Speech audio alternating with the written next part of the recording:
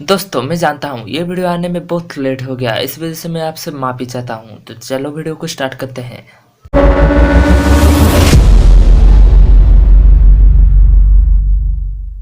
Episode 7 की शुरुआत में देखते हैं कि फंगियान जिंगसन के ऊपर अटैक कर रहे थे और उसे कह रहे थे बेनिफिट के बारे में मत सोचो। जिस पर जिंगसन कहता है आइलैंड पर हर कोई कहता है मेरे मॉब डैड ने सभी लोगों को मार डाला, लेकिन उनके बारे में किसी ने परवाह नहीं की कि उनकी मौत संदेहजनक है या फिर नहीं। जिस पर फंगियान उसे कहते हैं जब आप किस चीज की इन्वेस्टिगेट करना चाहोगे तो कोई आपको रोक देगा। जिस पर जिंगसन उन्हें कहता है आप मुझे फिर से बेवकूफ बनाना चाहते हो।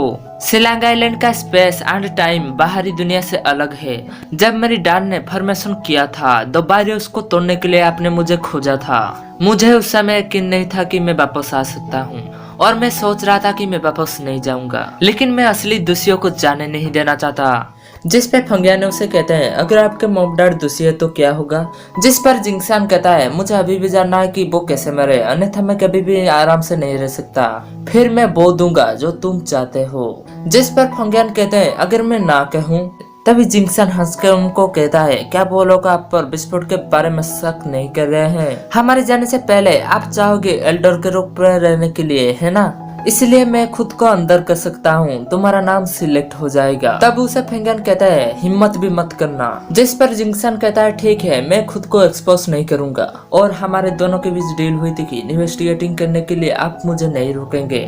जिस पर फंगियान उसे कहते हैं वैसे तो तुली को एक ना एक दिन आपके बारे में पता चल ही जाएगा, तो आप क्या करोगे? एक बार जब आप उसके सामने आ जाते हो तो आप मर जाओगे। हैंगुई हाउस को एल्डर हैंग के बिना जब्त कर लिया जाएगा। आपको क्या लगता है कि वो कब तक सरवाइव कर पाएगा? आप ये कह सकते हो कि आपका भाग्य कगार पर है। क्या आप अभी भी शर्तों के बारे में बात करना चाहते हो? तब वह उन्हें कहता है ये समस्या को भूल जाओ, मैं दोबारा ऐसा नहीं करूंगा। जिस पर फंगियान उसे कहते हैं बेवकूफ मैं तुम्हें क्या सिखाया था, सबके सामने अपने कमजोरी को छुपाना चाहिए। जिसके बाद वहाँ पर वो शील्ड बना देते हैं और वो वहाँ से चले जाते हैं। उसके बाद जिंगसान जब छोटा था उस समय का सीन दिखा जाता है। वो फंगियान को कह रहा था आपके जैसा मैं कैसे स्ट्रॉन्ग बन सकता हूँ। जिस पर फंगियान उसे कहते हैं प्रैक्टिस करे जैसा मैंने तुम्हें सिखाया था और सबसे बड़ी बात लव से दूर रहे। जिस पर वो कहता है क्यों? तभी वो कहता है लव दुनिया का सबसे बड़ा कमजोरी है जो हार्ट हमेशा फील करता है। इसी चिंता से आप दूर रहे और आगे बढ़े। इसी तरीके से आप मैजिक सीख सकते हो, लेकिन अभी आप छोटे हो। तभी जिंगसान उन्हें कहता है क्या मैं प्रैक्टिस करने के बाद मेरे पेरेंट्स को ला सकता हूँ? जिस पर वो कहते हैं आपके पेरेंट्स चले गए हैं, आप आइलैंड छोड़ने का तैयार करो, जितना जल्दी हो सके उतना अच्छा है। उसके बाद जिंगसान अपने मॉम डैड और तुली को याद करता है। उस समय उनका फैमिली खुशहाल और हैप्पी फैमिली था। ये वो सोच के बहुत ही ज्यादा रो रहा था। तब वो कहता है ली हमारे पास भागने का समय है। उसके बाद तुली का सीन दिखाया जाता है। वो सीओजी को कह रहा था तुम ठीक हो ना, आप मुझे अलग नजर से देख रहे थे इसी वजह से मैं तुमको मारा। जिस पर सीओजी उससे कहता है मैं आपको ऐसे नजर से नहीं देख रहा था, आपके साथ में जो पैटर्न है वो सिमिलर अंकल बीन के साथ में भी है। जिस पर अंकल बीन कहते हैं तुल्य अलग कंट्री से होंगे। तभी तुली कहता है लैंग कंट्री को मैं बहुत याद करता हूँ। मुझे याद नहीं किया हुआ था जब मैं छोटा था तब मैं जहाज पर कपड़े बदल दिया था। ये मेरी डैड ने दी थी, उन्होंने ही मुझे आइलैंड पर छोड़ दिया। उसके बाद वो कभी भी वापस नहीं आए। ये कहते कहते वो बहुत ही ज्यादा दुखी हो जाता है।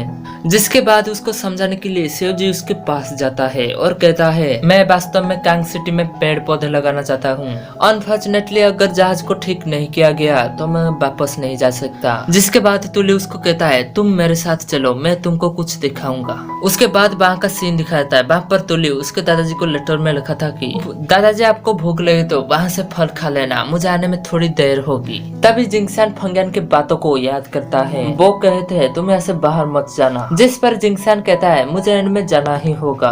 उसके बाद शिवजी तुली के बोर्ड को देखता है जो उसको बहुत ही ज्यादा पसंद आता है और उसे कहता है क्या आपने इसे खुद ही बनाया है? जिस पर तुली उसे कहता है ये मैं समुद्र में जाने आने में यूज करता हूँ। तभी अंकल बीन कहते हैं काम काफी अच्छा है लेकिन एक बड़े तूफान का सामना करना बहुत ही मुश्किल होगा।